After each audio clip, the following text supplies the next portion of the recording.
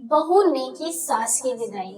नीलू और सुधीर बचपन के दोस्त थे और यह रिश्ता आगे जाकर शादी में बदल गया और वह दोनों पति पत्नी बन गए थे। नीला की सास राधा नीला को बचपन से ही जानती थी और नीला भी राधा जी के साथ बचपन से ही बहुत अच्छे से रह पाती थी। राधा जी के कारण ही नीला की पढ़ाई पूरी हो पाई, क्योंकि अगर राधा जी ने नीला के माता पिता को लड़की की पढ़ाई लिखाई का महत्व नहीं समझाते तो नीला आज पोस्ट ग्रेजुएट कर बैंक में नौकरी नहीं कर रही होती। राधा जी और बहू नीला के बीच मानो सास बहू से ज्यादा एक दोस्ती का रिश्ता हुआ करता था। पेशे से राधा जी एक बहुत अच्छी लेखिका थी। वह अखबार और मैगजीन के लिए अपने लेख लिखती और ज्यादातर वुमेन इम्प्रूवमेंट पर कहानियां लिखती थी और धीरे धीरे उन्होंने अपनी किताबें लिख दी। राधा जी की लिखावट उनके बेटे ऋषि को जरा भी अच्छी नहीं लगती थी। माँ, ये क्या सिर्फ वुमेन के बारे में लिखती रहती हो? कभी मर्द का दर्द भी तो समझा करो। ऋषि बोला, नहीं माँ, आप इनकी बातों में मत आ जाइए। आपकी कहानियां तो मोहल्ले की सारी औरतें रोज पढ़ती हैं और उनको इससे काफी प्रेरणा भी मिलती है। वह तो आपकी बहुत तारीफ करती हैं। नीला बोली, जैसी सास वैसी बहू। मैं तो तुम दोनों के बीच में फंसकर रह गया हूँ। ऋषि बोला। यह कहकर ऋषि वहाँ से चला जाता है और फिर एक दिन राधा जी से मिलने उनके हम उम्र दीपक जी वहाँ आते हैं।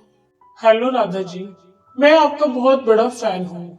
घंटों में लाइब्रेरी में रहकर आपकी किताबें पढ़ता हूँ। मुझे आपसे मिलने की बहुत चाह थी।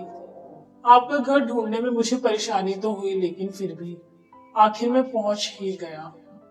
अच्छा जी, आप तो वही है ना जो आजकल के सोशल मीडिया में दीपक का दिया नाम का पेज है और जहाँ सुविचार और शायरी के बहुत चर्चे हो रहे हैं। वह भाग्य हमारे जो आपसे मुलाकात हो गई।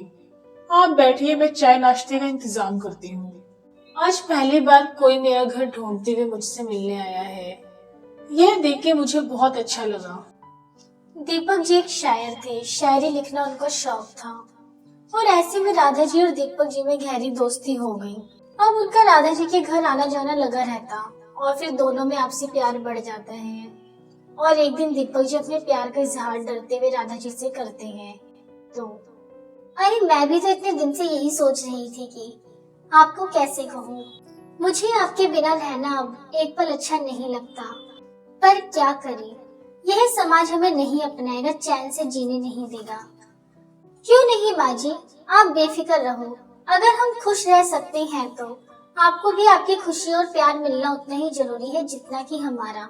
नीला बोली। पर बेटा, लोग क्या सोचेंगे और ऋषि क्या सोचेगा कि उसकी माँ एक आदमी के साथ। राधा जी बोली, अरे माँ जी, ये सब चिंता आप छोड़ दीजिए, यह समाज खोखला है।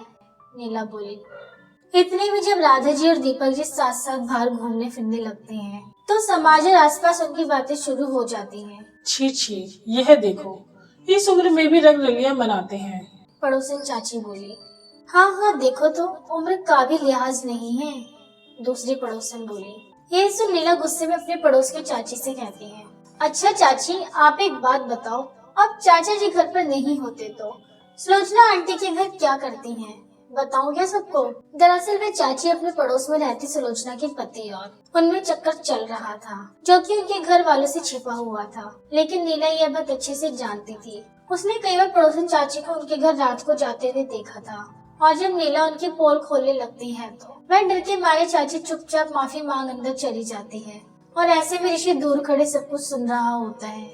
और राधा जी के बेटे को आते देख दीपक जी वहाँ से चले जा रहे थे कि तभी ऋषि कहता है, अरे अरे अंकल, रुकिए, जा कहाँ रहे हैं आप? आपको शर्म नहीं आई? आपका भी मेरी उम्र का एक बेटा या बेटी होती अगर आपकी शादी हुई होती। यह सुन दीपक जी को काफी शर्मिंदगी महसूस होती है और वे जल्दी से वहाँ से बिना कुछ बोले ही निकल जाते हैं। यह सुन नीला और अंदर ले जाकर बड़े प्यार से समझाती है और समझाने पे ऋषि मान भी जाता है। और फिर अगले दिन सुबह ऋषि दीपक जी के घर जाता है और माफी मांगकर अपनी माँ राधा जी और दीपक जी की शादी करवा देता है और वो नीला ही अपनी सास राधा जी की खुशी खुशी विदाई करती है। और यह सब सिर्फ नीला की वजह से ही मुमकिन हो पाया था।